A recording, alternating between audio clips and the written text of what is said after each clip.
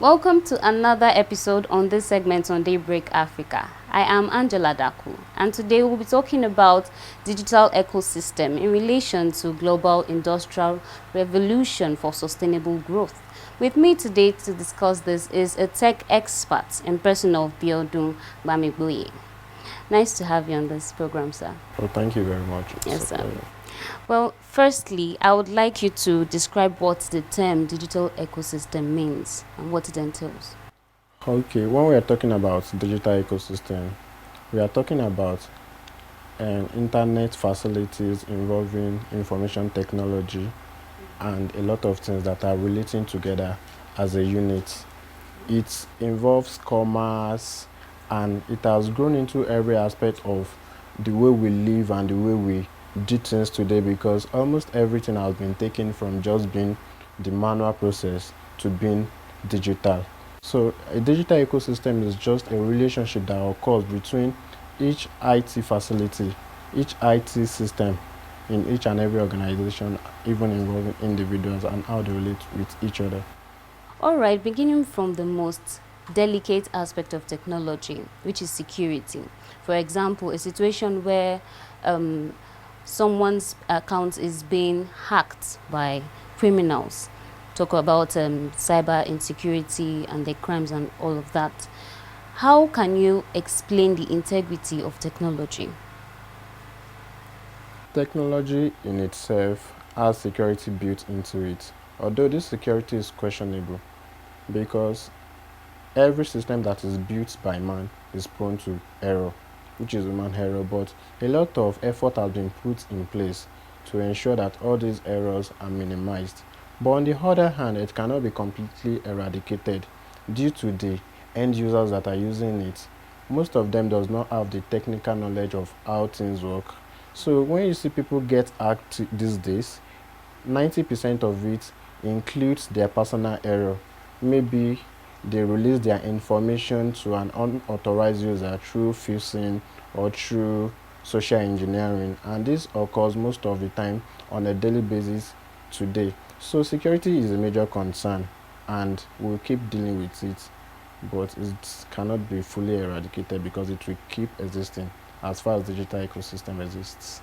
Okay, as regards development in the area of inclusiveness, especially with the aged ones, have they been carried along as technology improves every day? Technology actually favors youths and people that are of the younger category because they are the one that has the mindset to embrace it more easily. The aged people are used to manual method of doing things and they believe in most of this method compared to using the digitized process. But over time, we have seen an increased adoption in technology by other people.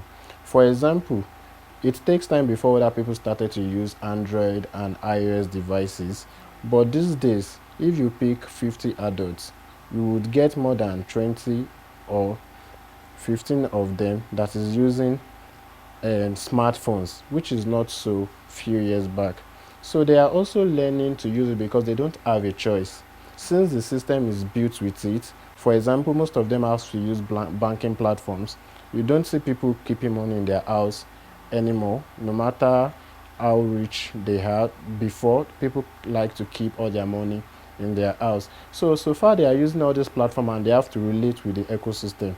So they are some like forced or coerced to embrace the system. And with time, there has been a lot of effort from participators in the technological industry also to adopt. For example, is the case of different languages. One of the major problems is the language barrier.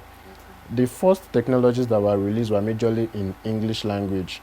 And if these aged people are not in line, does not understand what the system is telling them, they don't have a choice than to back off.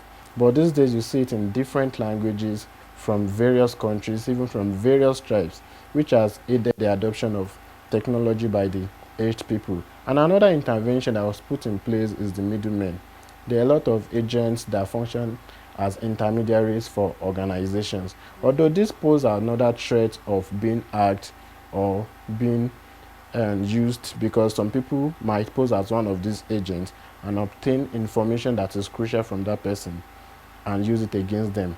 But with the use of agents, we could see even market women making use of digital services and a lot of products that are coming up now. So in the next future, we expect the adoption of technology and digital ecosystem by the agent to increase drastically. Okay, from what you just said concerning the aspect of insecurity and the hacking problem, would you say as science keep developing each day, there is a possibility of totally eradicating cyber crimes? The fact is, it won't be possible to totally eradicate cyber crimes because cyber crimes evolve as cyber system as a whole evolve. And I mentioned it earlier that these days most of the attacks target the credentials of users. I've made this example several times. Many people click links, they tell you to enter your email and enter your password. Ignorantly, you enter the password to that your email. If that person has access to your email by just going to the mail provider that you entered and the team was able to log in, with that they will be able to reset your banking apps, reset your social media accounts, and do a lot of things. These are major hack techniques that are used these days. So because human ignorance cannot be totally eradicated, cyber crime cannot be fully eradicated. And as well, on the other hand, there are times on the end of the organization also that a major security flaw will occur. Most of the time is on the news and most of the time it will just be fixed by their experts and you won't hear about it.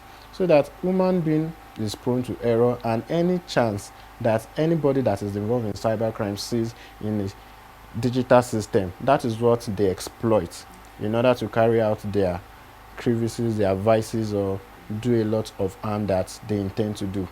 And it's really affecting the world entirely because a lot of funds, a lot of data are being lost over time due to this. But it cannot be totally eradicated. That's just the reality of it. All right. Heading to the other aspect, especially the disabled, how easy has it been made for them to access technology? For the disabled, it's hard for them to adopt technology from inception. So are there no form of technologies for them? So, and over time, there has been movements, there has been agitations to create aiding devices to help them because on this side of the world, most of the disabled we have maybe blind, lame, and all this deaf, all these major form of disabilities. 70% or more of people in this category, they are majorly from average or low class family. So even if the solutions are available, they might not be able to afford it. So people in those categories, you see people using technology is because they just have the ability to use it straight. But if you have to purchase some other things before you can do some other things, then it would be a step back for them. They won't be able to use whatever they feel like using. And most of the time, they are not educated. That is one of the most limiting factors. So the first step to including the disabled into the digital ecosystem is to ensure that they are properly educated. So that when a lot of them are educated and they know what it is and the possibilities they have around the world, because there is the major problem we have as humans is the problem of the mindset. Once they have their mindset that I'm disabled, this is the limit and this is the height at which I can reach, they won't even look further, they won't even want to explore. But if they are education helps us to expose our mindset to a lot of things. They even see a lot of other disabled people around the world doing a lot of stuff. Then they would get interested in all these technology related activities. The second point I would like to say about that is aiding devices. As I mentioned, most high percentage of them are from the low or poor class family. So the government should help in this area. Aiding devices like artificial arms and hearing aid and a lot of things, so that when they are learning or when they want to make use of any devices, they will be able to interact with it even despite to their disability. Why the third point I would like to talk about that is that there are a lot of movement, there are a lot of inventions around the world. Even our regular phones, they have a lot of features that is purposely because of the disabled people. We have talk back, we have push to talk. There are a lot of features where you just operate your phones by gesture, just maybe because of the brand. Then after operating it, the phone will be reading out loud everything that is on the screen. Then once you want to make another action, you draw another gesture. So this kind of application service can help a blind person to operate a phone properly. And there are a lot of gadgets, but it's just that it's costly for people on this, like in this country, in this environment, to afford all these stuff. So they are unable to access technology because of a lot of limitations that are around them. So if government could intervene in this area, I think a lot would be done and it would increase the economy overall, because more people that are not accessing technology, they are not educated, then they won't be independent and they would have to live on another person for a source of living. But if they're educated and they are exposed to things that are going on today, then a lot will be going on in the economy better than it was before. Well, going into the aspect of industries, you discover that large industries make use of advanced technologies and the like to carry out their activities and transactions. And this might, in a way, lead to the lesser, more like, this might lead to lower need for labor, that's man labor. So would you say technology could cause high increase in man labor? The fact is, technology has been causing increase in unemployment over time, and it will keep causing more. The reason is simple. If workers are to plow a farm, it will take more than 10, 20 manual laborers to get a farm plowed. But the same farm with a tractor and just an operator, the work is done even in shorter time. So these are the possibilities that technology brought about. And as far as CEOs, company owners, and business owners are concerned, what they care most about is their profitability, efficiency, productivity, which technology has brought into the game for them. So unemployment would be high in that essence. But on the other hand, the technological industry itself has a lot of opportunities that can accommodate everybody. Although everybody cannot be in technology, but what technology does is it digitizes the manual process. So a lot of people that does the manual work will be needed to train and to work in the process of developing all this stuff. So what I'm trying to advocate for is exposure, looking outside the box. If people are just manual laborers without proper education, without proper knowledge of what is going on, whenever they are left behind in the economy, they won't know how to catch up. But the fact is, if they are exposed, even as an uneducated person, although we expect most people in the country to be educated, but let's just embrace our reality that a large percentage of the country is not educated, especially manual laborers. But education does not say that you will not be informed. If they are properly informed, they can be integrated back into the new system to serve the same purpose or a better purpose than which they were serving. So technology will take away some jobs and it should provide some other jobs. Well, they say anything that has advantage definitely has disadvantages. Now, you discover that youth make major use of the technology, but they make wrong use of it most times. And with this, would you term technology to be a bad influence on the world? Technology has not been a bad influence, and I don't think it will ever be, because virtually everything is abused by man. So, but the fact that technology gave everybody a voice make it worse, because on social media, on different platforms, for cyber crimes, for a lot of things, people are able to express themselves more than they could ever do when technology was not around like this. So the best thing I think we can do in this area is just to properly educate ourselves and keep everybody informed. Because if we are trying to run away from technology, the manual process is harder than what we have. You can't imagine traveling a long distance and be trekking or going back to riding a horse to carry heavy loads across cities.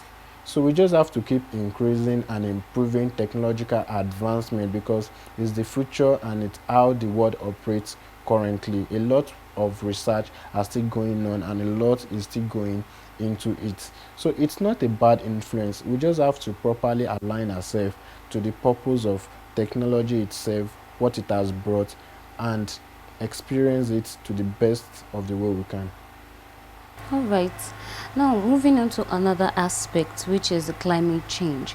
Would you say the advancement of technology with time has, in a way, played a role in the challenges we face in the world right now? Technology has greatly contributed to climate change, especially in the area of greenhouse emission. That is the main area where technology contributed to climate change. A lot of gadgets need to be used in the process of adopting digital services, and all these gadgets are produced. And once these gadgets are produced, where they are produced, the carbon is emitted in the production process, and even while they are used in the process, a lot of other stuffs, a lot of activities, electricity is needed to run a lot of devices. Where electricity is produced, especially where coal is used, carbon dioxide is emitted, and all these ones contribute greatly to the climate changes that we experience today. But a lot of effort has also been made to reduce that also. For example, around the world now, they are trying to replace fossil fuel cars with electric vehicle. Although the problem is just that we are shifting the emission to another stage. The emission will occur in the factory when they are producing the car, obviously, and also at some point in time, but it will reduce the daily release of the emission of carbon dioxide into the atmosphere by all the vehicles moving on the road. So I think that would be a great impact, but I know it will take some time before that could circulate to all parts of the world. We'll still be using fossil fuel vehicles for a long time. So the only thing we can do, because it's impossible to say they would eradicate the emission of carbon dioxide or technology adding to climate change over time, even in the next 10 years, in the next 20 years, it's still a continual process. But a lot of things can be added into the system. A lot of things can be taken and be put in place to reduce the amount of emission we have. For example, these days, you see people replacing gadgets over time, just in 2 years. Recycling is not really encouraged because technology moves and they have to buy the latest gadgets, the latest hardware. So when they buy the latest one, they discard the old one. So the old one, when it's discarded, is not properly recycled, is not properly, you just see it anywhere, and so it's not a good one because the new ones they are producing, carbon dioxide is being emitted when they are producing it before it's been transported and a lot of things. But if it's something that can easily be repaired or be upgraded and other stuff, it will reduce carbon dioxide emission by some point. And I think there should be a lot of government regulation in that area also, because there are a lot of factories, there are a lot of things that consumes a lot of energy.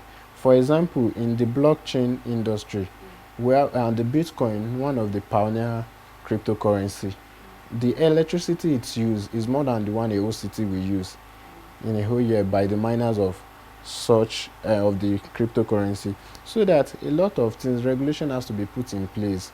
But the fact is just that it will continue to be like that. A lot of radiation from masts, from everything we use around us, it will continue to be like that. They are trying to keep it at a minimal level, but I'm telling you, it's still affecting the climate change.